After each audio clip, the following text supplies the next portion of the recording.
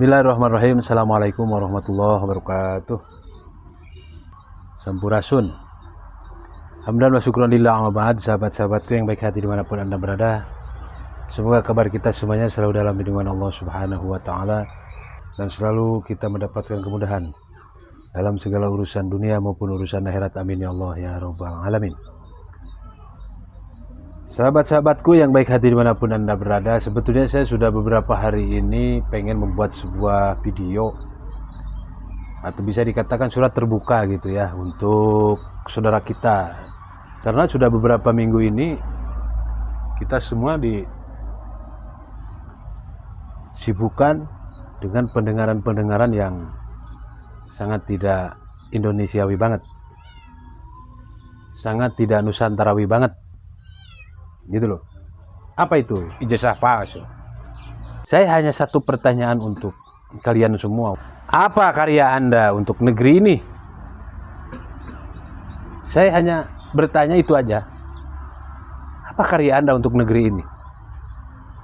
Setelah kalian membuat narasi Prabowo Gibran, presiden, wakil presiden, Pupu Papa sudah terjawab bahwa itu fitnah.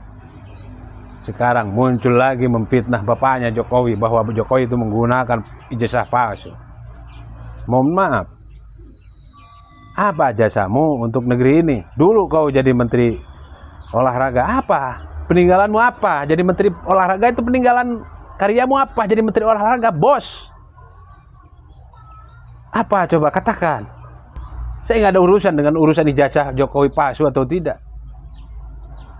Saya nggak ada urusan yang namanya skripsi Jokowi palsu atau tidak. Nggak ada saya. Pak Jokowi itu mau kuliah, mau kagak, bodoh amat. Yang pasti, biar kalian tahu, Pak Jokowi itu sudah memberikan kontribusi yang baik untuk negeri ini. Satu, kalian tahu, selama sekian puluh tahun, perbedaan harga BBM di Papua dengan di Pulau Jawa, itu jauh banget perbedaannya. Ketika Jokowi hadir, akhirnya yang namanya BBM di Papua sama dengan di Jawa. Itu satu, itu belum yang lain. Terus yang kedua, yang namanya Pak Jokowi membuat sebuah persentase atau komitmen yang namanya Freeport dari 2%, sekarang sudah 51% dimiliki sahamnya oleh Indonesia. Yang ketiga, berbagai hal hasil alam yang ada di Papua, Pak Jokowi stop untuk ekspor nikel dan lain sebagainya, dikelola oleh negeri tercinta yang disebut hilirisasi. Jangan-jangan kelompok kalian ini sangat masif sekali nyerang Jokowi, sangat masif sekali. Apakah kalian sebagian daripada orang-orang keberuntungan yang ada di proyek di Papua ini? Kita sebagai rakyat kecil semakin paham siapa kalian sebenarnya. Kan seperti itu. Kalian ini tidak pernah berhenti untuk menyerang Jokowi karena mungkin kalian sakit hati.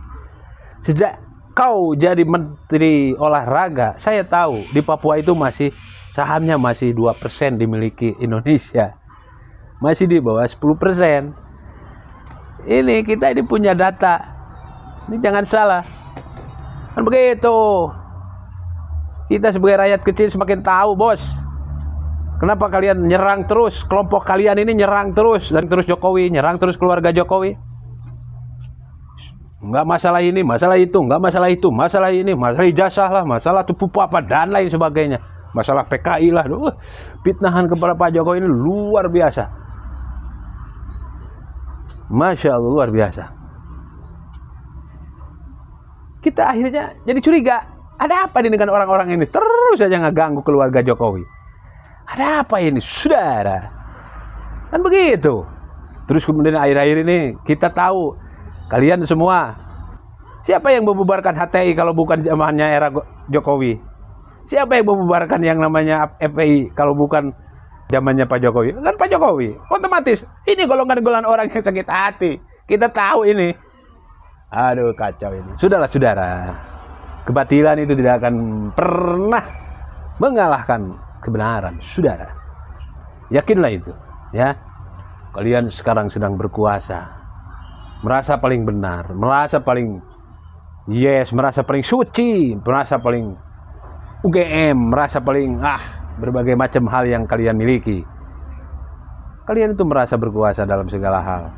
Tapi jangan salah, yang Maha Kuasa itu tidak akan pernah bisa dikalahkan. Begitu, saudara. Kita garis bawahi lagi bahwa kenapa ini selalu menyerang keluarga Jokowi. Ya. Sekali lagi saya sampaikan, ini fakta real dan sudah umum dan sudah kelihatan. BBM di Papua dulu tidak sama dengan di Jawa harganya, sekarang sama. Sekian puluh tahun harganya beda, dan sekian puluh tahun orang-orang yang menikmati perbedaan harga itu mungkin sawahnya, keuntungannya sudah dihilangkan oleh Pak Jokowi, otomatis sakit hati. Yang kedua, selama ini yang namanya saham Freeport itu dimiliki Indonesia hanya di bawah 10%. Sekarang sejak zaman era Jokowi itu dimiliki sahamnya oleh pemerintah Indonesia sebanyak 51%. Selama itu yang 40 sekian persen yang menikmati sahamnya itu siapa? Ini fakta, ya. Terus kemudian kenapa ada berbagai pembangunan yang hilirisasi dan lain sebagainya di negeri tercinta kita ini? Mungkin ada orang-orang, kelompok-kelompok orang yang merasa sakit hati dengan kebijakan Pak Jokowi. Makanya sampai hari ini Pak Jokowi terus saja diserang. Ini fakta ya. Bagaimana tidak benci, bagaimana tidak balas dendam terhadap Pak Jokowi. Ini saya yakin setelah beres ini urusan ijazah palsu, nanti pasti ada lagi. Kelompok ini karena tidak akan pernah berhenti untuk terus menyerang dan untuk terus memberikan kekacauan di negeri ini. Saya yakin saya. Terus yang terakhir, saya sampaikan kepada seluruh saudara-saudaraku di Nusantara. Kalau kita lihat sejarah, negara Republik Indonesia, negara yang kita cintai ini, sejak zaman dulu sampai hari ini tidak pernah dipimpin oleh keturunan luar. Semuanya asli putra terbaik Nusantara.